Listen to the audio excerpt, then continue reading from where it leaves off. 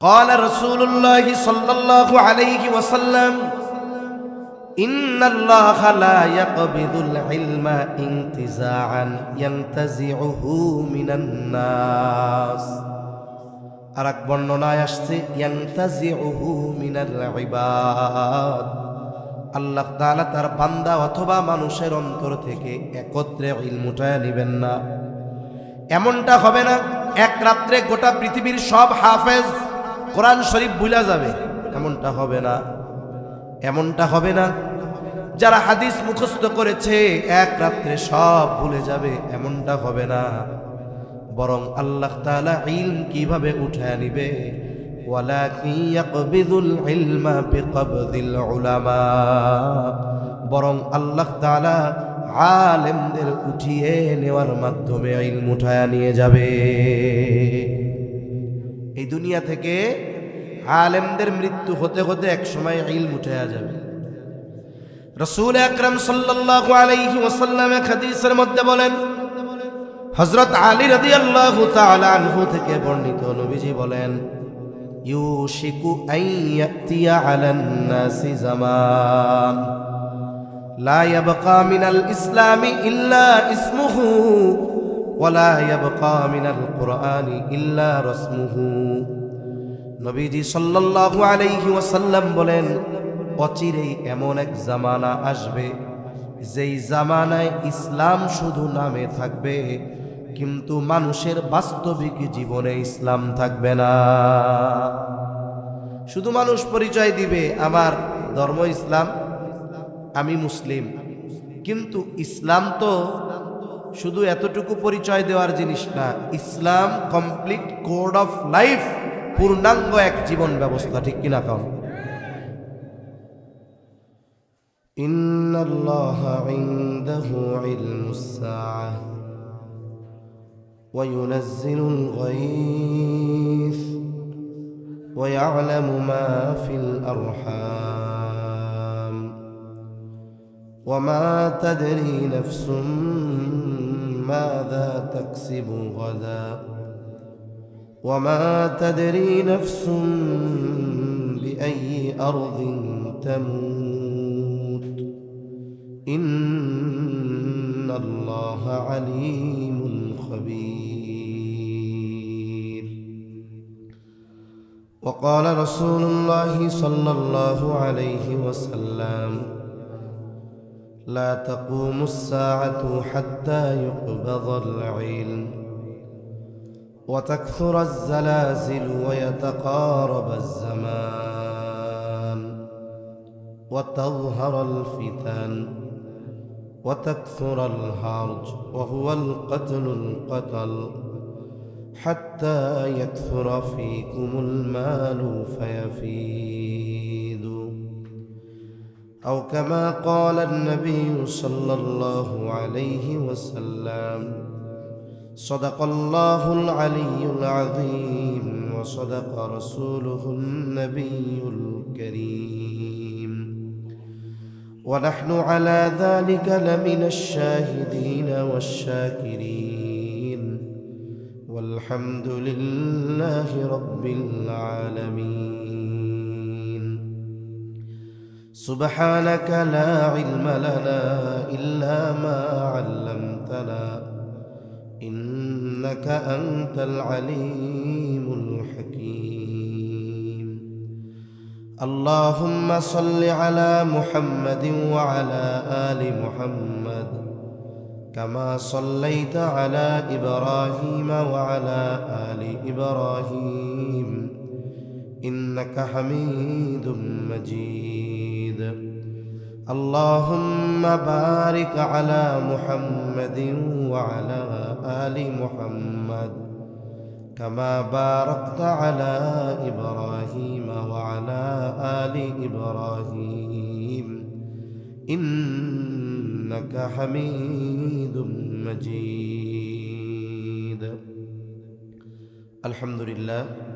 ঐতিহ্যবাহী ঢাকা জেলার অন্তর্গত ধামরাই থানাধীন ভাড়ারিয়া ইউনিয়ন ওলামা পরিষদের উদ্যোগে ভাড়ারিয়া ও শিমুলিয়া ইউনিয়ন এবং আশেপাশের সকল কবরবাসীদের রূহের মাগফিরাত কামনায় আজকের এই ওয়াজ ও দোয়া মাহফিলের সম্মানিত শ্রদ্ধেয় সভাপতি, প্রধান অতিথি, আমন্ত্রিত উলামায়ে কেরাম, ওয়াইজিনে কেরাম, সামনে উপস্থিত মুরব্বিয়ানে কেরাম, সমবয়সী যুবক বন্ধু, স্নেহের ছোট ভাই, মাইকের আওয়াজ যত দূরে যায় নিজ নিজ স্থানে অবস্থানরতা সম্মানিতা শ্রদ্ধেয়া মা ও বোন, আল্লাহ তাআলার দরবারে অগণিত শুকর যে মহান মালিক বিজ্ঞ উলামা হযরতদের জবানে খুবই গুরুত্বপূর্ণ কথা শ্রবণ করবার, আমাকেও আপনাদের খেদমতে কিছু কথা বলবার সুযোগ যে মহান মনিব দান করেছেন, সে মহান মনিবকে খুশি করার জন্য মোহাব্বতের সাথে জবান খুলে অন্তর থেকে কালিমাতুশ শুকর পাঠ করি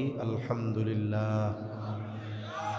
অগণিত দুরূদ ও সালাম সাইয়্যিদুল আম্বিয়া, আশরাফুল আম্বিয়া, খাতামুল আম্বিয়া, ইমামুল মুরসালিন, রহমাতুল লিল আলামিন মুহাম্মাদুর রাসূলুল্লাহ সাল্লাল্লাহু আলাইহি ওয়াসাল্লামের উপর। প্রথমত আমি অসুস্থ, দ্বিতীয়ত সময় খুব কম, এজন্য আলোচনার শুরুতে কোনো ভূমিকা নয়, আমি মূল কথাটাই শুধু আপনাদের সাথে একটু মুযাকারা করব ইনশাআল্লাহ। আমি আপনাদের খেদমতে পবিত্র কোরআনুল কারীমের অন্যতম এক প্রসিদ্ধ সূরা লুকমানের সর্বশেষ আয়াত তিলাওয়াত করেছি। সাথে সাথে রাসূল আকরাম সাল্লাল্লাহু আলাইহি ওয়াসাল্লামের অগণিত হাদিস থেকে একটা হাদিসও পাঠ করেছি। আয়াতে কারীমার মধ্যে আল্লাহ সুবহানাহু ওয়া তাআলা আমাদেরকে গায়েব সম্পৃক্ত 5টি বিষয়ের কথা বলেছেন। কয়টি বিষয়? 5টি। সাথে সাথে কোরআনুল কারীমের আরেক আয়াতের মধ্যে এই 5টি গায়েব সম্পৃক্ত বিষয়কে মাফাতিহুল গায়েব, গায়েবের চাবি সমূহ বলে আল্লাহ তাআলা নিজেই অভিহিত করেছেন। আল্লাহ সুবহানাহু ওয়া তাআলা পবিত্র কোরআনুল কারীমের সর্ববৃহৎ সূরা বাকারার একেবারে প্রথম দিকে ঈমানদারদের পরিচয় দিতে গিয়ে আল্লাহ তাআলা বলেন, আল্লাযীনা ইউমিনুনা বিল গায়ব, ঈমানদার তারা, যদিও শব্দটা আসছে মুত্তাকিন তারা। মুত্তাকি যে ঈমান আনে সেও মুত্তাকি, তবে সে ঈমান আনার মাধ্যমে তাকওয়ার প্রাথমিক স্তরে থাকে। এজন্য আল্লাহ তাআলা কোরআনুল কারীমের অনেক জায়গায় ঈমানদারদেরকে আবার তাকওয়া অর্জনের নির্দেশ দিয়েছেন। তার মানে এক্ষেত্রে আল্লাহ তাআলা আপার ক্লাসের তাকওয়া অর্জনের নির্দেশ দিয়েছেন, আর যারা ঈমান আনে এরা প্রত্যেকেই মুত্তাকি। তাহলে ঈমানদারদের পরিচয় দিতে গিয়ে আল্লাহ তাআলা বলেন, আল্লাযীনা ইউমিনুনা বিল গায়ব, ঈমানদার হলো তারা যারা গায়েবের উপরে ঈমান আনে। কিসের উপরে? গায়েবের উপরে। এই গায়েব সম্পৃক্ত 5টি বিষয়ের কথা আল্লাহ তাআলা বলেছেন এই আয়াতের মধ্যে। মুফাসসিরিনে কেরাম বলেন, পৃথিবীর অন্যান্য যত গায়েব সম্পৃক্ত বিষয় আছে সবগুলো কোনো না কোনোভাবে এই 5টি বিষয়ের সাথে সম্পৃক্ত। এজন্যই এই 5টি বিষয়কে আল্লাহ তাআলা কোরআনুল কারীমের আরেক জায়গায় মাফাতিহুল গায়েব, গায়েবের চাবি সমূহ বলে আল্লাহ তাআলা নিজেই অভিহিত করেছেন। 1 নম্বরে আল্লাহ তাআলা বলেন, ইন্নাল্লাহা ইনদাহু ইলমুস সাআহ, আল্লাহ তাআলা বলেন নিশ্চয়ই কিয়ামতের ইলম একমাত্র আল্লাহ তাআলার নিকট। তার মানে কিয়ামত কখন সংগঠিত হবে এই সুনির্দিষ্ট সময়ের জ্ঞান দুনিয়ার কোনো সৃষ্টির কাছে নাই, দুনিয়ার কোনো মানুষের কাছে নাই। কিয়ামত কখন সংগঠিত হবে এই ইলম, এই জ্ঞান যার কাছে তিনি কে? কেন? কিয়ামত কখন হবে এটা তো গায়েব সম্পৃক্ত 5টি বিষয়ের প্রথম বিষয়। আল্লাহ হলেন আলিমুল গায়েব। আল্লাহকে? আল্লাহই আলিমুল গায়েব, দুনিয়াতে আর কেউ আলিমুল গায়েব নাই। অথচ আমাদের সমাজে কিছু ভাই আছে, কিছু মানুষ আছে যারা নবীজির প্রতি মহব্বত প্রদর্শন করতে গিয়ে এই মানুষগুলো নবীজিকে আল্লাহর সমকক্ষ হিসাবে দাঁড় করায় দেয়। কিছু ভাই তাদের দাবি এমন, আল্লাহ যেমন আলিমুল গায়েব, আমার আপনার নবীও আলিমুল গায়েব তারা বলে। আবার আমরা যারা বলি না নবীজি আলিমুল গায়েব নয়, তখন ওই মানুষগুলো আমাদেরকে নবীর দুশ্মন ও হাবি বলে গালি দেয়। অথচ কোরআন হাদিস থেকে অনেক প্রমাণ দেওয়া যাবে নবীজি আলিমুল গায়েব না।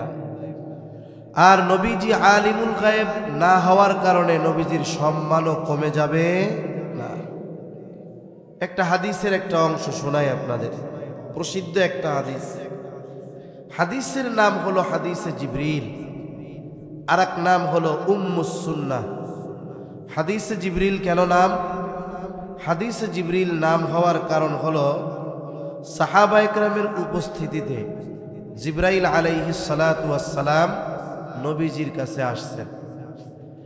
আসার মূল উদ্দেশ্য হলো সাহাবা ইকরামকে দ্বীনের মৌলিক বিষয়গুলো শিক্ষা দেওয়া। যেহেতু এই হাদিসের মধ্যে দ্বীনের মৌলিক বিষয়গুলো আছে, এজন্য এই হাদিসের আরেক নাম উম্মুস সুন্নাহ। হযরত ওমর রাদিয়াল্লাহু তাআলা আনহু থেকে বর্ণিত হাদিস। জিবরাইল আলাইহিস সালাম মানবাকৃতিতে নবীজির কাছে আসছেন। ফেরেশতারা নবীজি পরিচয় না দেওয়া পর্যন্ত জানতে পারেন নাই যে অপরিচিত আগন্তুক ফেরেশতা জিবরাইল আলাইহিস সালাম। নবীজির কাছে আসছেন, হাঁটুর সাথে হাঁটু লাগায় সামনাসামনি বসছেন। নবীজিকে কয়েকটা প্রশ্ন করেছেন। নবীজি সাল্লাল্লাহু আলাইহি ওয়াসাল্লাম প্রশ্নগুলোর জবাব দিয়েছেন। আবার এই জবাবের সত্যায়ন মানব রূপে আসা জিবরাইল আলাইহিস সালাম তিনি করেছেন। এক নাম্বার জিজ্ঞাসা করছে, আখবিরনি আনিল ইসলাম, আপনি আমাকে ইসলামের ব্যাপারে খবর দেন, ইসলাম কি জিনিস? আপনাদের যদি জানা থাকে জবান খুলে জবাব দিবেন, ইসলামের ভিত্তি কয়টা? আরো জোরে বলেন কয়টা? নবীজি প্রশ্নের জবাবে এই 5টা বিষয়ের কথা বললেন। এরপরে নবীজি সাল্লাল্লাহু আলাইহি ওয়াসাল্লামকে প্রশ্ন করা হলো, আখবিরনি আনিল ঈমান, আপনি আমাকে ঈমানের ব্যাপারে খবর দেন, ঈমান কি জিনিস? এবার আপনারা জবান খুলে বলেন তো, ঈমানের ভিত্তি কয়টা? ঈমানের ভিত্তি কয়টা? হ্যাঁ, ইসলামের ভিত্তি 5টা, ঈমানের ভিত্তি কয়টা? 6টা। 6টা। জোরে কোন কয়টা? এই জায়গায় ছোটবেলায় মক্তবে গেছেন কারা? ওলামায়ে কেরাম ছাড়া মক্তবে পড়ছেন কারা? মক্তবে, আচ্ছা, মসজিদে যে মক্তব এখন তো মরার মতো হয়ে গেছে। আচ্ছা, হাত নামান। এই মক্তবে আমরা ছোটবেলায় পড়ছি এগুলো। তখন তো মাদ্রাসা এত বেশি ছিল না। মুসলমান সমাজে ফজরের নামাজের জন্য না উঠাইলেও মা বাপ পিটাইয়া মক্তবে পাঠাইয়া দিত। কেন? বলে আগে তো মক্তবে গিয়ে নামাজ শিখবে, এরপরে নামাজ পড়বে। তখন ওই মক্তবে ছুটি হওয়ার আধা ঘন্টা 20 মিনিট 25 মিনিট আগে সবাইকে একত্রিত করতো এক জায়গায়। কোরআন শরীফ পড়ুক, বগদাদি কায়দা পড়ুক, সিপারা আমপারা যা পড়ে পড়ুক। তখন আমাদের কালিমাগুলো মুখস্থ করাইতো। কালেমায়ে তৈয়বা, কালেমায়ে শাহাদাত, ইমানে মুজমাল, ইমানে মুফাসসাল, ওযুর ফরজ, গোসলের ফরজ, নামাজের বাইরে ভিতরে 13 ফরজ, নামাজের ওয়াজিব, নামাজ ভঙ্গের কারণ, ওযু ভঙ্গের কারণ। এগুলো সব বাচ্চারা দেখা যাইতো কোরআন পড়তে পারে না, কিন্তু নামাজ পড়তে যা লাগে সব তার সহি শুদ্ধভাবে শেখা হয়ে যায়। এই কালিমাগুলোর মধ্যে একটা কালিমা ছিল ইমানে মুফাসসাল, এটা পড়াইতো। ইমানে মুফাসসাল কালিমাটা কি? আমানতু বিল্লাহি ওয়া মালাইকাতিহি ওয়া কুতুবিহি ওয়া রুসুলিহি ওয়াল ইয়াউমিল আখিরি ওয়াল কদরি খাইরিহি ওয়া শাররিহি মিনাল্লাহি তাআলা ওয়াল বা'সি বা'দাল মাউত। এইগুলা হলো ঈমানের ভিত্তি। যদিও এই জায়গায় 7টা বাক্য আছে, তবে ওয়াল ইয়াউমিল আখিরি আর 7 নাম্বারটা ওয়াল বা'সি বা'দাল মাউত, এই দুইটা মূলত 2 in 1। কারণ একজন ব্যক্তি যখন আখিরাতের উপরে ঈমান আনে, মরার পর থেকে সব কিছুর উপরে ঈমান আনছে, তাইলে মরার পরে আবার জীবিত হতে হবে, এটার উপরেও তার ঈমান আনা হয়ে যায়। এই হিসাবে এই দুইটা মিলে 1, বাকি আর 5, সর্বমোট ঈমানের ভিত্তি কয়টা হয়েছে? জোরে কোন। আজকে তো কইবার বললেন না অধিকাংশ মানুষ, ভবিষ্যতে যেন মনে থাকে। রাসূলুল্লাহ সাল্লাল্লাহু আলাইহি ওয়াসাল্লামকে প্রশ্ন করা হলো, আখবিরনি আনিল ঈমান, আমাকে ঈমানের ব্যাপারে বলেন, ঈমান কি জিনিস? নবীজি এই 6টা বিষয়ের কথা বললেন। জিবরাইল আলাইহিস সালাম বললেন, হ্যাঁ আপনি ঠিক বলেছেন। এরপরে নবীজিকে প্রশ্ন করা হলো, আখবিরনি আনিল ইহসান, ইহসান কি জিনিস? আপনি আমাকে ইহসানের ব্যাপারে খবর দেন, ইহসান কি? নবীজি সাল্লাল্লাহু আলাইহি ওয়াসাল্লাম জবাব দিলেন, আন তা'বুদাল্লাহা কাআন্নাকা তারাহু ফাইন লাম তাকুন তারাহু ফাইন্নাহু ইয়ারাকা, তুমি এমন ভাবে আল্লাহ তাআলার ইবাদত করো কেমন যেন তুমি তাকে দেখতেছ। আর যদি এমনটা না হয়, ফাইন লাম তাকুন তারাহু ফাইন্নাহু ইয়ারাকা, আল্লাহ তাআলা তোমাকে দেখতেছে। বলেন তো আল্লাহ তাআলা আমাকে, আমাদের সবাইকে যে দেখে, এ ব্যাপারে কোনো সন্দেহ আছে নাকি? আমরা যদি আমাদের ইবাদতগুলোর মধ্যে এই বিশ্বাসটা পরিপূর্ণ আনি যে আমি আল্লাহরে দেখতেছি, যাক এই অবস্থা, এই হালত আমার নাই, আল্লাহ আমারে দেখতেছে, এ ব্যাপারে তো কোনো সন্দেহ নাই। সন্দেহ আছে? যদি এই বিষয়টাকে বাস্তবিক রূপে আমি আপনি দৃঢ়ভাবে ধারণ করতে পারি, দেখবেন দুনিয়ার আমল সুন্দর হয়ে গেছে। তখন গুনাহ করতে গেলে কি মনে হবে? দুনিয়ার কেউ না দেখলেও কে দেখতেছে? আমি ইবাদত করতেছি, আমার মনের কি চিন্তা, কেউ না দেখলেও কে দেখতেছে? আমি রাতে অন্ধকার ঘরের মধ্যে একা, দুনিয়ার কেউ দেখে না, কিন্তু কে দেখতেছে? তার মানে এই বিষয়টা যার দিলের মধ্যে গেঁথে গেছে, তার মানুষের সামনের চরিত্র আর মানুষের আড়ালের চরিত্র এক হয়ে যায়। সুবহানাল্লাহ। এরপরে নবীজি সাল্লাল্লাহু আলাইহি ওয়াসাল্লামকে প্রশ্ন করা হলো, আখবিরনি আনিস সাআহ, আপনি আমাকে কিয়ামতের ব্যাপারে খবর দেন, কিয়ামত কখন সংঘটিত হবে? প্রশ্ন করতেছে রূহুল আমিন, ওহির বাহক, জবাব দিচ্ছে রাহমাতুল লিল আলামিন, ওহির ধারক। যদিও সাহাবায়ে কেরাম জিবরাইল আলাইহিস সালামকে চিনে না, কিন্তু বলেন তো আমার আপনার নবী জিবরাইল আলাইহিস সালামকে চিনতেছে কি চিনে না? নবীজি তো জানে মানবাকৃতিতে আমাকে যে প্রশ্ন করতেছে এ জিবরাইল আলাইহিস সালাম। এখন নবীজি জবাব কি দিলেন? নবীজি সাল্লাল্লাহু আলাইহি ওয়াসাল্লাম এই প্রশ্নের জবাবে বললেন, মাল মাসউলু আনহা বিআলামা মিনাস সাইল, এই ব্যাপারে যাকে প্রশ্ন করা হয়েছে তিনি প্রশ্নকারীর চাইতে বেশি জানেন না। তার মানে নবীজি কেমন যেন বলেন, ও ভাই জিবরিল, কিয়ামত কখন সংঘটিত হবে আমি যেমন জানি না, তুমিও তেমন জানো না, তুমিও যেমন জানো না কিয়ামত কখন সংঘটিত হবে আমিও জানি না। তাহলে কিয়ামত কখন সংঘটিত হবে, সময়টা কখন, নবীজিও জানেন না, ফিরিস্তাদের সর্দার জিবরাইল আলাইহিস সালামও জানেন না। সংগঠিত হবে সুনিশ্চিত, কেন? কারণ কিয়ামত সংগঠিত হওয়ার ওয়াদা দিয়েছেন কে? আরো জোরে বলেন, দিছে কে? কোরআনুল কারীমে অনেক জায়গায় এই ওয়াদার কথা আছে। কিয়ামতের ওয়াদা দিয়েছেন আল্লাহ, আর এই ওয়াদার সত্যায়ন করেছে আল্লাহর প্রেরিত নবী রাসূলগণ। ওই যে কিয়ামতের দিন যখন পুনরুজ্জীবিত হবে মানুষ, একদল কবরে আযাব ছিল, কিয়ামতের ময়দানে উঠে আযাবের কথা ভুলে যাবে। কি বলবে তারা? ক্বালু ইয়া ওয়াইলানা মান বা'আসানা মিন মারকাদিনা, ওই মানুষগুলো বলবে, হায় দুর্ভোগ, কে আমাদেরকে আমাদের অবস্থান স্থল থেকে জাগায়া দিল? হাসরের ময়দানে উঠে অবস্থা এমন হবে, যার কবরে আযাব সে মনে করবে আমি কবরে ঘুমায়াছিলাম, অথচ কবরে যারা আযাব সেটা হবে জাহান্নামের গর্ত। ও বলবে, হায় দুর্ভোগ, মান বা'আসানা মিন মারকাদিনা, কে আমাদেরকে আমাদের অবস্থান স্থল থেকে জাগায়া দিল? এইবার মুমিনরা অথবা ফিরিস্তারা তাদের এই কথার জবাবে বলবে, হাযা মা ওয়া'আদার রহমান ওয়া সাদাকাল মুরসালুন।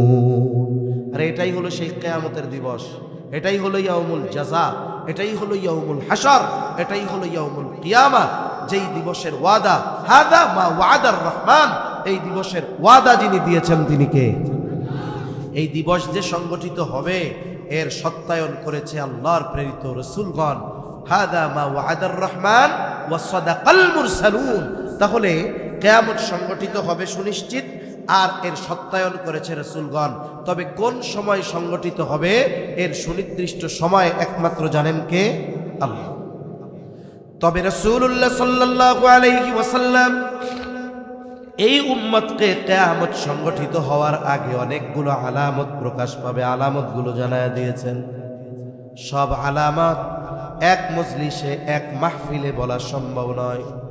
আমি কিয়ামতের আলামত সম্পৃক্ত গুরুত্বপূর্ণ একটা হাদিস আপনাদের খেদমতে পাঠ করেছি।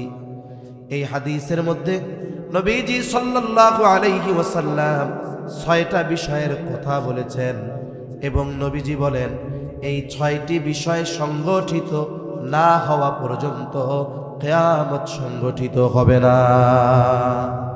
কয়টা বিষয়? 6টি বিষয় সংগঠিত না হওয়া পর্যন্ত কিয়ামত সংগঠিত হবে না। খেয়াল দিয়ে শুনতে হবে। 1 নাম্বার, قال رسول الله صلى الله عليه وسلم لا تقوم الساعة حتى يقبض العلم। নবীজি সাল্লাল্লাহু আলাইহি ওয়াসাল্লাম বলেন কিয়ামত ততক্ষণ পর্যন্ত সংগঠিত হবে না যতক্ষণ না ইলম উঠিয়ে না নেওয়া হবে। তার মানে কিয়ামতের আগে ইলম উঠায়া নেওয়া হবে। কি উঠায়া নেওয়া হবে? জোরে কোন? ইলম উঠিয়ে নেওয়া হবে। এখন ইলম বলতে আমরা কি বুঝি? সাধারণত ইলম বলতে আমরা ইলমের যেই উৎস আমাদের কাছে সেটা হলো কোরআন আর সুন্নাহ, কোরআন হাদিস। আগে গ্রামের মানুষ বলতো কিয়ামতের আগে আল্লাহ তাআলা কোরআন হাদিস উঠায়া নিয়ে যাবে। মানে মূল কথা হলো ইলম উঠায়া নিয়ে যাবে। গ্রামের মানুষ তাদের ভাষায় কি বলতো? কিয়ামতের আগে আল্লাহ কোরআন হাদিস উঠায়া নিয়ে যাবে। তা কথা হলো কোরআন হাদিস আল্লাহ উঠায়া নিবে, এটার পদ্ধতি কি? তা গ্রামের মানুষ তখন গল্প শোনাইতো মানুষরে, গল্প। এটা হলো তাদের গল্প। কি কইতো? একদিন ফজরের নামাজে ইমাম সাহেব মসজিদে নামাজ পড়ানোর জন্য দাঁড়াবে। ইকামত শেষ, ইমাম এবার তাকবীরে তাহরিমা বলবে, অর্থাৎ আল্লাহু আকবার বলবে, হাত বাঁধবে, সানা পড়বে, আউযু বিল্লাহ বিসমিল্লাহ পড়বে। ফজরের নামাজে কেরাত আস্তে আস্তে না জোরে জোরে? এখন বলেন তো ইমাম সাহেব আউযু বিল্লাহ বিসমিল্লাহ পড়ার পর যেই সূরাটা তিলাওয়াত করে সেই সূরার নাম কি? সূরা ফাতিহা, আলহামদুলিল্লাহ সূরা। এখন ইমাম সাহেব ঠায় দাঁড়ায় আছে, কিছু কয় না, কিছু পড়েও না, নড়েও না, চড়েও না, কোনো খবর নেই। ইমাম সাহেব সূরা ফাতিহা ভুলে গেছে। এখন ইমাম যদি ভুলা যায়, পেছনে মুসল্লি আছে, মুয়াজ্জিন সাহেব আছে, কি চিন্তা করে? আমি ভুলে গেছি, পেছন থেকে আমারে স্মরণ করায় দিবে। রোজার মধ্যে যখন অনেক সময় তারাবিতে বেশি হয়, হাফেজ সাহেব এক টানে সূরা ফাতিহা শেষ, এরপরে হঠাৎ করে যেই পৃষ্ঠা শুরু করবে ভুলা যায়। যখন 2-3 সেকেন্ড পার হয়, পেছন থেকে হাফেজ সাহেব 2-একটা শব্দ পৃষ্ঠার শুরুতে ধরায় দেয়, আবার পড়তে থাকে। এখন যদি পেছনে হাফেজ সাহেব ভুলা যায়, ইমাম সাহেব ভুলা যায়, তো অবস্থা টাইট, বুঝেন না? এখন ইমাম সাহেব সূরা ফাতিহা ভুলে গেছে, পড়তে পারে না, গল্প বলতেছি। পেছন থেকে মুক্তাদি সূরা ফাতিহা স্মরণ করায় দিবে, বলে এরাও সূরা ফাতিহা ভুলে গেছে। কিছু সময় পর ইমাম নামাজ ছাইড়া দিবে, মসজিদের তাকে রাখা কোরআন খুলে সূরা ফাতিহা একটু দেখে নেওয়ার নিয়ত করবে, কিন্তু আফসোস তাক থেকে কোরআন খুলবে, পাতা উল্টায় দেখবে কোনো লেখা নাই, গোটা কোরআন সাদা হয়ে গেছে। গল্প গল্প। এই ঘটনা যদি ঘটে, সুবহানাল্লাহ কওয়ার উপায় আছে? তো কিয়ামতই হয়ে গেল। ইন্না লিল্লাহ কর যদি ঘটেই ওইরকম। এখন গল্প কইতেছি, সূরা ফাতিহা কোন সূরা নাই, গোটা কোরআনের পাতা কি হয়ে গেছে? সাদা হয়ে গেছে। তা ওনারা বলতো এইরকম আল্লাহ তাআলা এক রাত্রে সব কোরআন হাদিসের লেখা উঠায় নিয়ে যাবেন। আল্লাহ ইলম উঠিয়ে নিবেন, তবে সিস্টেম এইটা না, পদ্ধতিটা নবীজি বলেন। قال رسول الله صلى الله عليه وسلم إن الله لا يقبض العلم انتزاعا ينتزعه من الناس। আরেক বর্ণনায় আসছে ইয়ানতাজিউহু মিনাল ইবাদ, আল্লাহ তাআলা তার বান্দা অথবা মানুষের অন্তর থেকে একত্রে ইলম উঠায় নেবেন না। এমনটা হবে না এক রাত্রে গোটা পৃথিবীর সব হাফেজ কোরআন শরীফ ভুলে যাবে, এমনটা হবে না। এমনটা হবে না যারা হাদিস মুখস্থ করেছে এক রাত্রে সব ভুলে যাবে, এমনটা হবে না। বরং আল্লাহ তাআলা ইলম কিভাবে উঠায় নিবে? ওয়ালাকিন ইয়াকবিদুল ইলমা বিকবদিল উলামা, বরং আল্লাহ তাআলা আলেমদের উঠিয়ে নেওয়ার মাধ্যমে ইলম উঠায় নিয়ে যাবে। এই দুনিয়া থেকে আলেমদের মৃত্যু হতে হতে এক সময় ইলম উঠায়া যাবে। এই যে ওলামা পরিষদের আয়োজন মাহফিল, এনারা যতদিন থাকবে দুনিয়ায় ওনাদের মাধ্যমে আল্লাহ তাআলা ইলমের সংরক্ষণ করবেন। মনে রাখবেন, কম্পিউটার, ল্যাপটপ, ইন্টারনেট, লিখিত কোরআন হাদিসের মাধ্যমে আল্লাহ ইলমের হেফাজত করেন না। ইলমের হেফাজত কাদের মাধ্যমে হয়? বলেন ওলামা একরামের মাধ্যমে। কাদের মাধ্যমে? ওলামা একরামের মাধ্যমে। এটা আল্লাহর কথা, নবীজির কথা। নবীজি বলতেছেন আলেমদের উঠিয়ে নিয়ে যাওয়ার মাধ্যমে আল্লাহ ইলম উঠায় নিবে। কেমনে? স্টেপ বাই স্টেপ, আস্তে আস্তে ইলম আল্লাহ উঠায় নিবে। তবে কোরআন হাদিস লেখায় থাকবে, বরং সময়ের সাথে সাথে কোরআন হাদিসের ছাপা চকচকা হবে, পৃষ্ঠা ঝকঝকা হবে, বাইন্ডিং ভালো হবে, কত সুন্দর কালার হবে। ছোটবেলা আমরা কিছু কোরআন পড়তাম, দেখতাম কিছু জায়গায় আছে হবে হলো তা, কিন্তু ফোটার একটা বেশি পড়া হয়ে রয়েছে সা। ছাপা উন্নত ছিল না, উল্টাপাল্টা হইতো, বোঝা যাইতো না। কিন্তু এখন কত চকচকা, ঝকঝকা, ফকফকা। যতই হোক বলেন তো, কোরআন হাদিসের আমল আগের চেয়ে কমছে না বাড়ছে? কমছে।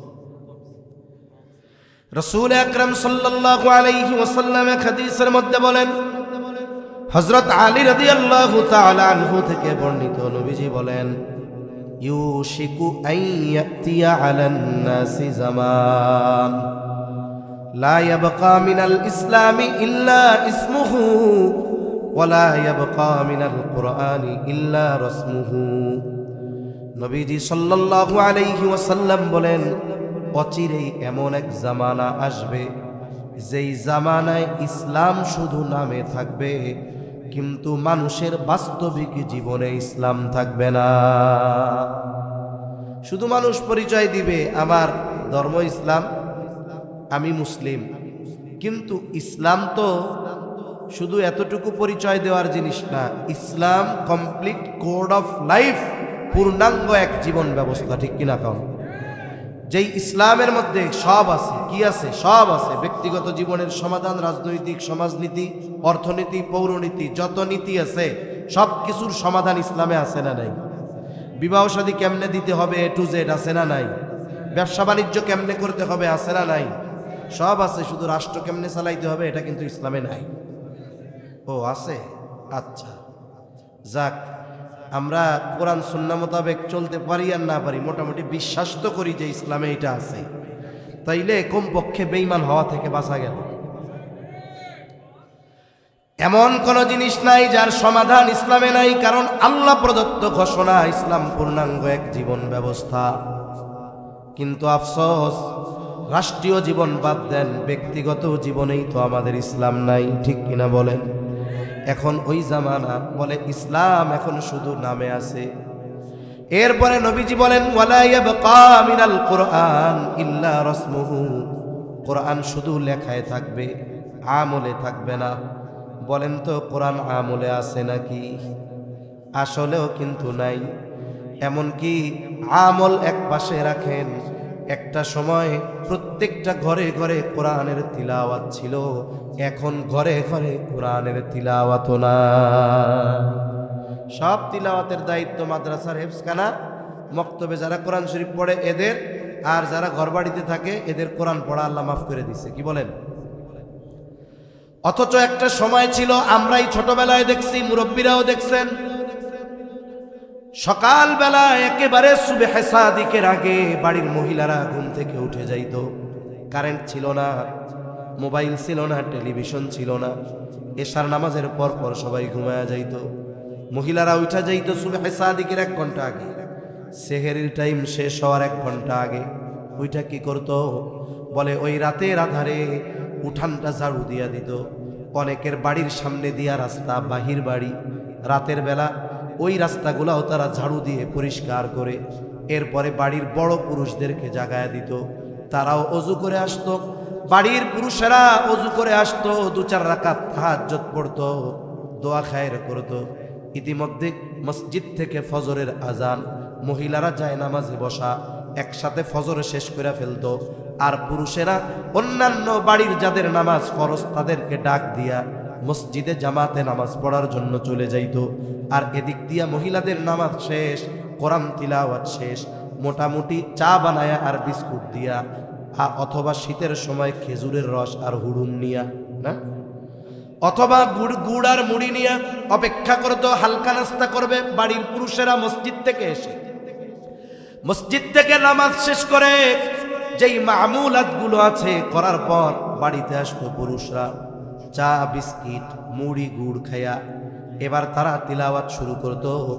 আর মহিলারা রান্না বান্নার কাজ শুরু করে দিত। যদি কোনো ব্যক্তি ওই সময় ফজরের নামাজের পরে রাস্তায় হাঁটতে বের হতো, কোথাও যাইতো, বলে প্রত্যেকটা বাড়ির ভেতর থেকে কোরআন তিলাওয়াতের গুনগুন আওয়াজ পাওয়া যাইত, কোরআনের তিলাওয়াতের আওয়াজ পাওয়া যাইত।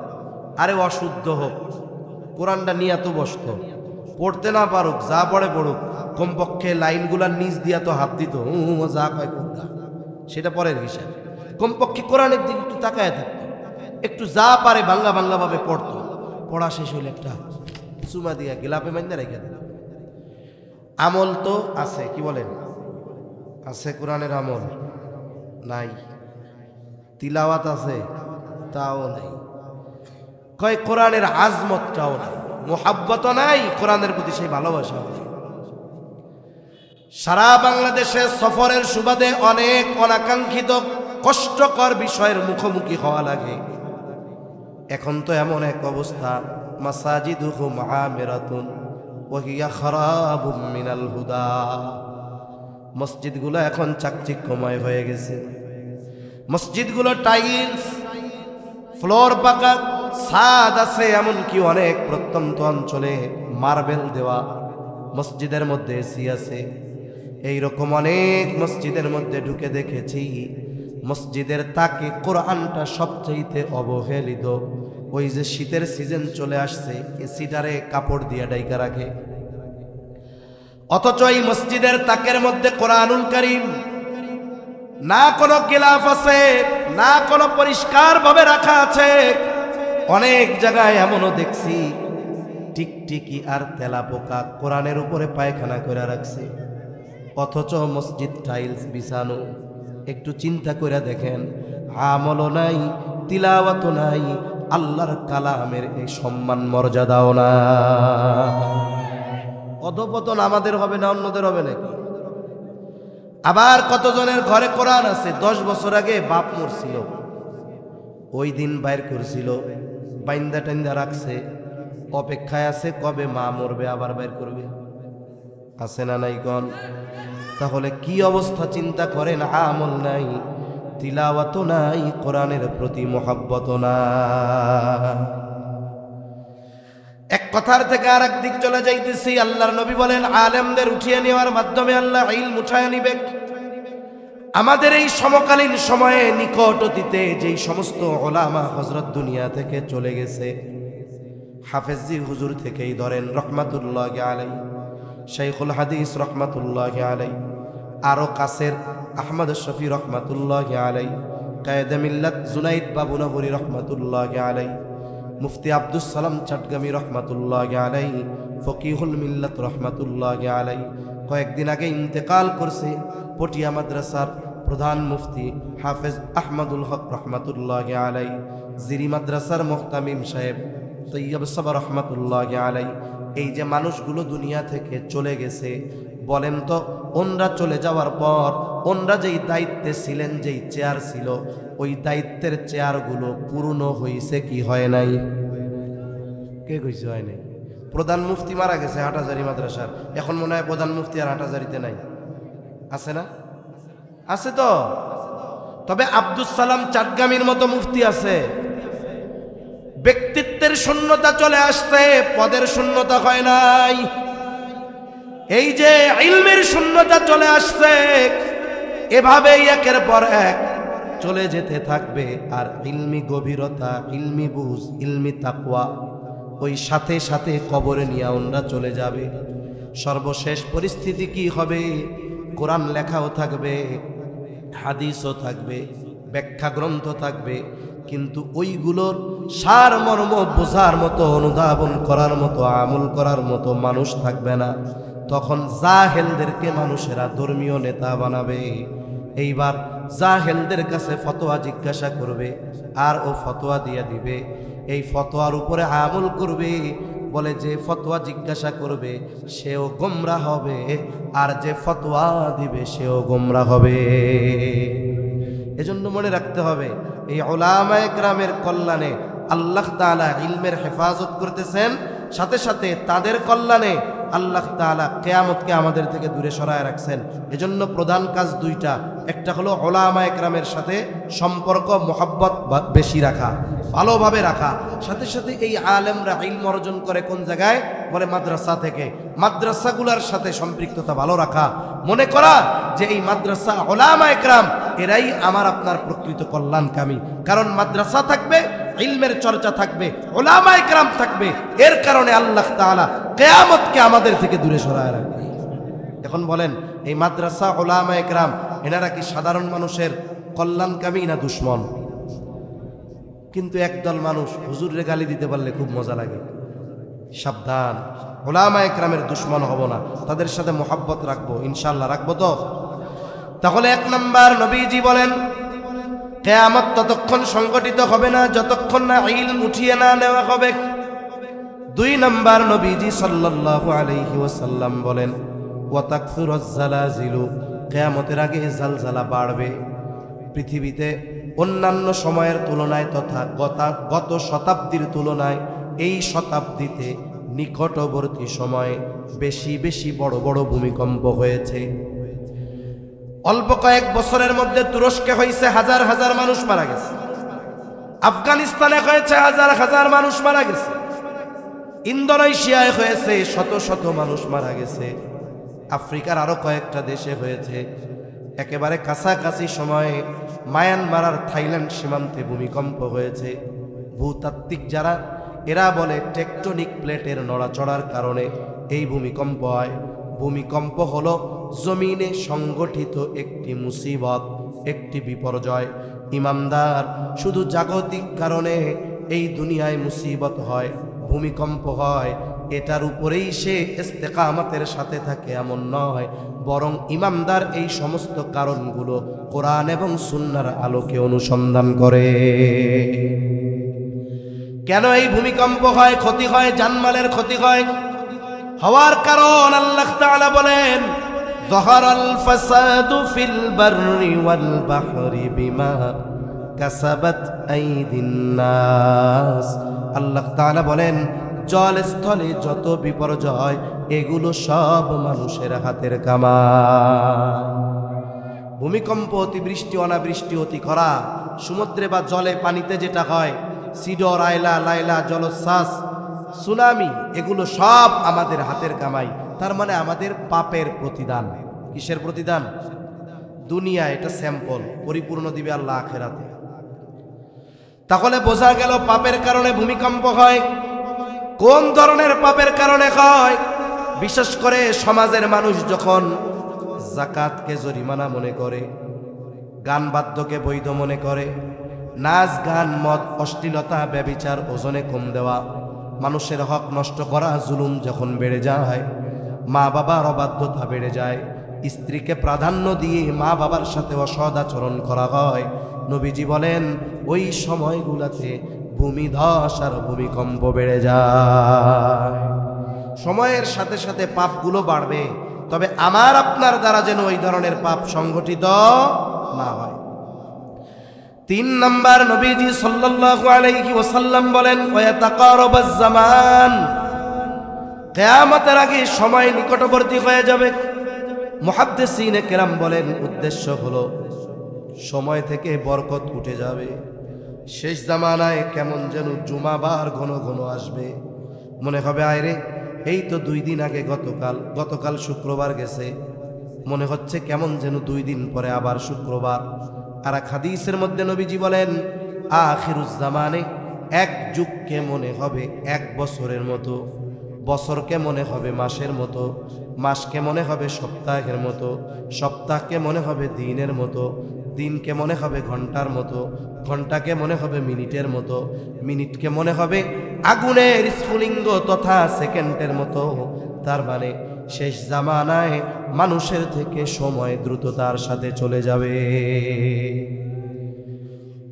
এই পৃথিবীর অন্যতম একজন আলেমে দ্বীন জাস্টিস মুফতি তকি উসমানী দামাত বারকাতুহুমুল আলিয়া, উনি সময়ের বরকত বা সময়ের মূল্যায়ন নিয়ে বয়ান করতে গিয়ে বলেন সময় হলো এমন এক জিনিস, যদি কেউ এই সময়কে কাজে লাগায় তাহলে সময়ের মধ্যে আল্লাহ বরকত দেয়, তার সময়টা প্রলম্বিত হয়ে যায়।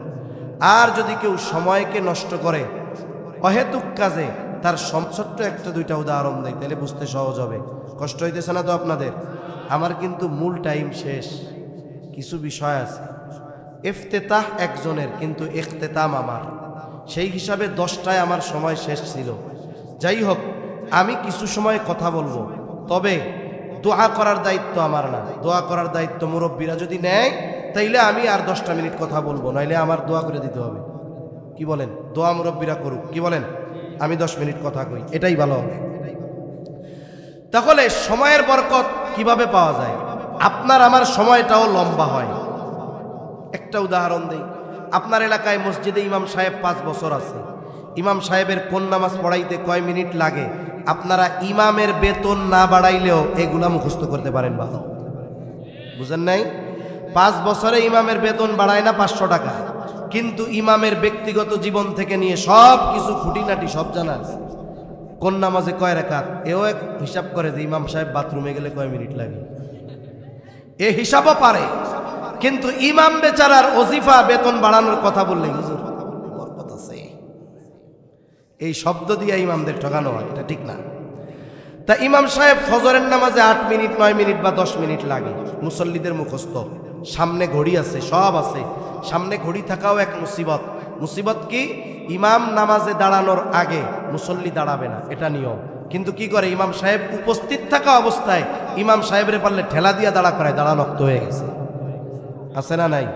ইমাম আছে, উনি যতক্ষণ না দাঁড়াবে মুসল্লি দাঁড়াবে না।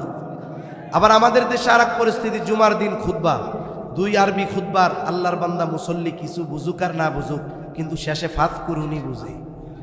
যে ইমাম কয় ফাযকুরুনি ওয়ালা তাকফুরুন পর্যন্ত পৌঁছাইতে দেয় না, মুসল্লি সব দাঁড়ানো সারা। আছে না নাই?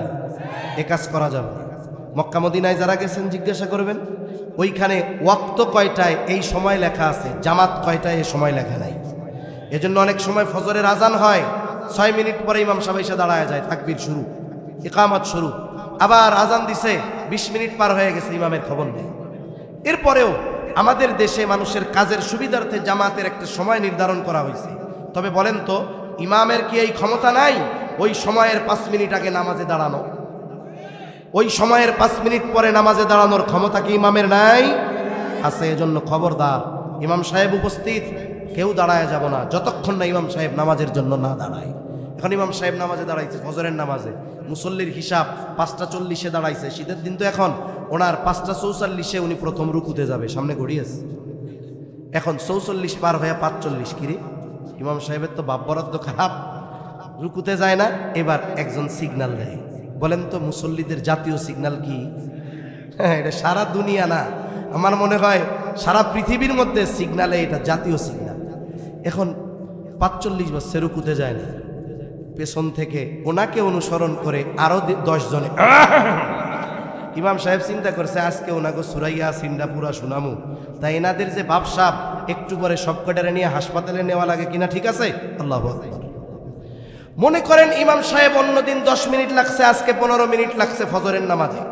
এই যে 5 মিনিট বেশি লাগছে, এটা কি গুনার কাজে লাগছে? কোন কাজে লাগছে? ইমানের পরে সবচাইতে গুরুত্বপূর্ণ ইবাদত নামাজের মধ্যে ইমাম সাহেব ছিলেন, আর নামাজের মধ্যে কথা হয় কার সাথে? অথচ দেখেন এই 5 মিনিট নামাজের মধ্যে থাকা কত কষ্ট। অথচ ওই মুসল্লি নামাজ শেষ করে মসজিদ থেকে বের হইছে, পাশে চায়ের দোকান, 6টার সময় গিয়া চায়ের দোকানে বসছে, এক বসায় 12টার সময় উঠছে, এরপরে বাড়ি গেছে। 5 মিনিট নামাজের মধ্যে থাকতে তার কষ্ট হয়ে যায়, কিন্তু 6 ঘন্টা চায়ের দোকানে বসে থাকতে কষ্ট হয় না। এই 6 ঘন্টা সময় চলে গেছে বরকতহীন দ্রুততার সাথে, কিন্তু ওই 5 মিনিট ওনার কাছে অনেক লাগছে। কেন? ওই 5 মিনিটের মধ্যে বরকত ছিল। এজন্য ভালো কাজে সময় ব্যয় করলে ওই সময় বরকত হয়। অহেতুক কাজে চায়ের দোকানে গল্প গুজব খেলাধুলায় সময় ব্যয় করলে বরকত শূন্য হয়, দ্রুত চলে যায়। আর যেই মানুষগুলো দুনিয়াতে এই হায়াত নামক নেয়ামতকে খেলায় খেলায় নষ্ট করবে, মরার পরে মানুষ কথা বলে। নবীজি বলেন, মানুষ যদি ওই মৃত ব্যক্তির কথা শুনতে পারত তাহলে ভয়ে দাফন কাফন বাদ দিয়া দিত। এখন মরা মানুষ কথা বলে। যারা দুনিয়ায় সময় নষ্ট করেছে, সম্পদ ছিল দান সাদকা করে নাই, সময় ছিল নেক আমল করে নাই, ওই মানুষগুলো মরার পরে আল্লাহর কাছে ফরিয়াদ করে। দুনিয়ার মানুষ শুনতে পারে না। কি ফরিয়াদ করে? আল্লাহ তাআলা বলেন, তারা বলে ফায়াকুলা রব্বি লাউলা আখরতানি ইলা আজালিন করিব ফাআসাদদাক ওয়া আকুম মিনাস সালিহিন। যেই মানুষগুলো সময়টাকে গোনার কাজে, অহেতুক কাজে, খেলাধুলায়, মোবাইলে, ফেসবুকে নষ্ট করেছে, নেক আমল করে নাই, কোরআন পড়ে নাই, নামাজ পড়ে নাই, সম্পদ ছিল দান সাদকা করে নাই, ওই লোকগুলো বলবে, ও রব, যদি একটু সময়ের জন্য অবকাশ দেওয়া হইতো দুনিয়ায় যাওয়ার, ও আল্লাহ, আমাকে আপনি যে সম্পদ দিয়েছিলেন তা থেকে আমি একটু সদকা করতাম। শুধু তাই না, ওই সময়গুলাতে এত বেশি নেক আমল করতাম। ওয়া আকুম মিনাস সালিহিন, একটু যদি দুনিয়ায় যাইতে দিতেন আমি সৎকর্ম করে সৎকর্মশীলদের অন্তর্ভুক্ত হয়ে যাইতাম। বলেন তো, ওই মানুষগুলো মরার পরে যতই ফরিয়াদ আল্লাহর কাছে করুক না কেন, একটা সেকেন্ডের জন্য আল্লাহ তাআলা পুনরায় দুনিয়ায় আসার সুযোগ দিবে নাকি?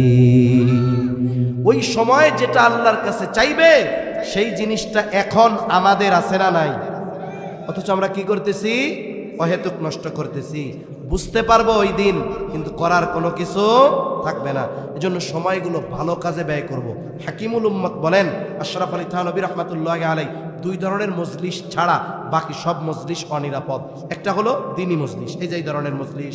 তারপরে মসজিদে ইসলাহি মজলিস, ইমামের বয়ান শুনেন, মসজিদে অনেক সময় সাহেব বসায় শোনায়, কিতাবি তালিম হয়, এগুলো দ্বীনি মজলিস। আর একটা হলো দুনিয়াবি বৈধ উপকারী মজলিস। দুনিয়াবি কিছু উপকারী মজলিস হয়, যেমন রাস্তাটা নষ্ট হয়েছে, এলাকার মানুষ মিলে বসছেন, কিভাবে সংস্কার করা যায়, চলাচলের ব্যবস্থা করা যায়, এইগুলো হলো দুনিয়াবি বৈধ উপকারী মজলিস। এই ধরনের মজলিস ছাড়া বাকি সব মজলিসগুলো অনিরাপদ, ওগুলো এক সময় গুনার মজলিসে পরিণত হয়।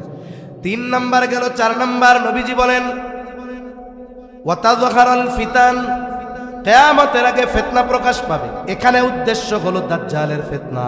নবীজি বলেন, দাজ্জাল আগমন না করা পর্যন্ত কিয়ামত সংগঠিত হবে না। কিয়ামতের আগে এই উম্মতের জন্য সবচেয়ে বড় ফিতনা হবে দাজ্জালের ফিতনা। নবীজি উম্মতকে শিখায়া দিয়েছেন আমল, সূরা কাহফের আমল। নবীজি বলেন, জুমার দিন যে সূরা কাহফ তিলাওয়াত করবে, কমপক্ষে প্রথম 10 আয়াত, নবীজি বলেন আল্লাহ তাআলা তাকে দাজ্জালের ফিতনা থেকে হেফাজত করবে। হঠাৎ করে দাজ্জাল চলে আসবে না। দাজ্জাল আসার আগে একের পর এক ফিতনা আসবে। রাসূল আকরাম সাল্লাল্লাহু আলাইহি ওয়াসাল্লাম শিখিয়ে দিয়েছেন আমল। বুজুর্গানে দিন বলেন, যদি কেউ এই আমলের উপরে ধারাবাহিকভাবে থাকে, দাজ্জাল আগমনের আগেও অনেক ফিতনা আসবে। এই যে কাদিয়ানি ফিতনা, এটা অন্যতম বড় এক ফিতনা। যখন উম্মতের মধ্যে কিছু মানুষ সত্য মিথ্যা হক বাতিল পার্থক্য করা তাদের জন্য কঠিন হয়ে যাবে, এই ধরনের অনেক ফিতনা আসতে থাকবে। ওই যে সূরা কাহাফের আমল করনেওয়ালা যারা বুজুর্গানে দিন বলেন, এই আমল দাজ্জালের মতো ফিতনা থেকে উম্মতকে হেফাজত করতে পারে। আশা করা যায় এই আমল যারা করবে, দাজ্জাল আসার আগে যত ফিতনা আসুক না কেন, আল্লাহ তাআলা এই আমলের বরকতে আমলকারীকে হেফাজত করবে। 5 নম্বর, নবীজি সাল্লাল্লাহু আলাইহি ওয়াসাল্লাম বলেন, ওয়া তাকসুরুল হারাজ, কিয়ামতের আগে হারজ বেড়ে যাবে। সাহাবায়ে কেরাম বলেন, ইয়া রাসূলুল্লাহ, আমরা তো প্রতি বছর যুদ্ধের ময়দানে হাজার হাজার মুশরিকদের হত্যা করি, এটা কি হারজ? নবীজি বলেন, না, হারজ কি বলে, ওয়াহুয়াল কতলুল কতল, এটা হলো পারস্পরিক হত্যাকাণ্ড। তার মানে কাফেররা আমাদের মারবে এমন নয়, আমরা কাফেরদের মারবো এমন নয়, বরং মুসলমানদের মধ্যে হত্যাকাণ্ড বাড়বে। এই পৃথিবীতে প্রতিদিন কাফেররা যত মুসলমান হত্যা করে তার চাইতে মুসলমানেরা বেশি মুসলমান হত্যা করে। বলে কাফেররা যদি প্রতিদিন 100 হত্যা করে, কথার কথা, তাইলে মুসলমানের দ্বারা মুসলমান হত্যা হয় মিনিমাম 1000, 10 গুণ বেশি হত্যা করে মুসলমানেরা। নবীজি বলেন, হারজ হলো পারস্পরিক হত্যাকাণ্ড। প্রতিবেশীকে হত্যা করবে, চাচা ভাতিজাকে হত্যা করবে, ভাই ভাইকে হত্যা করবে, রাজনৈতিক কারণে, পারিবারিক কারণে, সামাজিক কারণে, অর্থনৈতিক কারণে, প্রভাব বিস্তারের কারণে প্রতিনিয়ত মুসলমানদের মধ্যে পারস্পরিক হত্যাকাণ্ড বাড়তেছে না কমতেছে? হত্যাকাণ্ড বহুদূর, আমরা তো জবান দিয়েও মুসলমানদের কষ্ট দিব না, কারণ ইনশাআল্লাহ। কারণ নবীজি বলেন, সিবাবুল মুমিনি ফুসুকুন ওয়া কিতালুহু কুফর, নবীজি বলেন মুমিনকে গালি দেওয়া ফাসিকি, হত্যা করা কুফরি, সাবধান। নবীজি সাল্লাল্লাহু আলাইহি ওয়াসাল্লাম বলেন, আল মুসলিমু মান সালিমাল মুসলিমুনা মিন লিসানিহি ওয়া ইয়াদিহি, প্রকৃত মুসলমান সে যার জবান এবং হাতের অনিষ্ট থেকে অপর মুসলমান নিরাপদ থাকে। তাহলে চিন্তা করেন, জবান দিয়ে কষ্ট দিলে মুসলমান হওয়া যায় না পরিপূর্ণ, তাইলে যে হত্যা করে, যে হাত দিয়ে কষ্ট দেয়, সে কখনো পরিপূর্ণ মুসলমান হতে পারে না। এজন্য মুসলমান যারা বলে আমার আল্লাহ, আমি আল্লাহর বান্দা, মুহাম্মদ সাল্লাল্লাহু আলাইহি ওয়াসাল্লামের উম্মত, আমার কালিমা লা ইলাহা ইল্লাল্লাহ মুহাম্মাদুর রাসূলুল্লাহ, নবীজি শেষ নবী, এগুলোর উপরে যারা ঈমান রাখে, এদের সাথে আমাদের আচরণ নরম আচরণ হবে। দ্বীনের ব্যাপারে মনে রাখতে হবে, জাগতিক ব্যাপারে আমি আপনি কাউকে কষ্ট দিব না, তবে দ্বীনের ব্যাপারে যদি বাপরেও কষ্ট দিতে হয় ছাড় দিব না, ঠিক কিনা কোন? 6 নম্বর, নবীজি বলেন, হাত্তা ইয়াকসুরা ফীকুমুল মালু ফায়াফিদু, ততক্ষণ পর্যন্ত কিয়ামত সংগঠিত হবে না যতক্ষণ না মানুষের মাল সম্পদ উপচায় না পড়বে। মুহাদ্দিসিনে কেরাম বলেন, এই পরিস্থিতি হবে ঈসা আলাইহিস সালাম যখন পুনরায় দুনিয়ায় আসবেন, দাজ্জালকে হত্যা করবেন, ইসলামের দাওয়াত তিনি গোটা পৃথিবীর আনাচে কানাচে পৌঁছায়া দিবেন। সারা পৃথিবীতে একটা মানুষও বেঈমান থাকবে না, সবাই ইমানদার, আবার মুনাফিক মার্কানা, অন্তর জবানও এক থাকবে। পুরা পৃথিবীর মানুষ প্রকৃত ইমানদার মুত্তাকি হবে। আল্লাহ তাআলা আসমান জমিনের বরকতের দরজাগুলো খুলে দিবে, এত পরিমাণ জমিন থেকে ফসল উঠবে যে মানুষ এত সম্পদের মালিক হবে, মনে চাইবে যে আমি যদি একটু দান করতে পারতাম, কিন্তু পৃথিবী খুঁজাও একটা মানুষকে সদকা নেওয়ার মতো পাবে না। সুবহানাল্লাহ। নবীজি বলেন, এই 6টি বিষয় সংগঠিত না হওয়া পর্যন্ত কিয়ামত সংগঠিত হবে না। এবার আয়াতের কথাগুলো বলে শেষ 2 মিনিটের মধ্যে। তাহলে আমরা আয়াতের মধ্যে বলেছিলাম গায়েব সম্পৃক্ত বিষয় কয়টা, গায়েবের চাবি সমূহ কয়টা, জোরে বলেন। 1 নাম্বার, কিয়ামতের বিষয় আল্লাহ বলেন, ইন্নাল্লাহা ইনদাহু ইলমুস সাআ, কিয়ামতের ইলম একমাত্র আল্লাহ তাআলার কাছে। এরপরে আল্লাহ বলেন, ওয়া ইউনাজ্জিলুল গায়থ, তিনি বৃষ্টি নামান। কে বৃষ্টি নামায়? মেঘ হলেই বৃষ্টি হয় না, এজন্য দেখা যায় অনেক সময় মেঘ ছাড়া বৃষ্টি হয়ে সব তলায়া যায়। এরপরে আল্লাহ বলেন, ওয়া ইয়ালামু মা ফিল আরহাম, মায়ের রেহেমে মাতৃগর্ভে কি আছে, ছেলে না মেয়ে, কেউ জানে না, জানে কে? আল্লাহ জানে। এরপরে আল্লাহ তাআলা বলেন, ওয়া মা তাদরি নাফসুম মাযা তাকসিবু গাদা, এটা তাকদির সম্পৃক্ত গায়েব।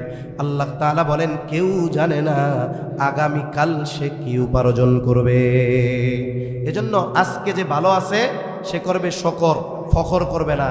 আর যে একটু কষ্টে আছে সে করবে সবর, কারণ যার সম্পদ আছে আগামীকাল থাকবে কি থাকবে না কোনো নিশ্চয়তা আছে। যার নাই আগামীকাল যে হবে না এর কোনো নিশ্চয়তা আছে।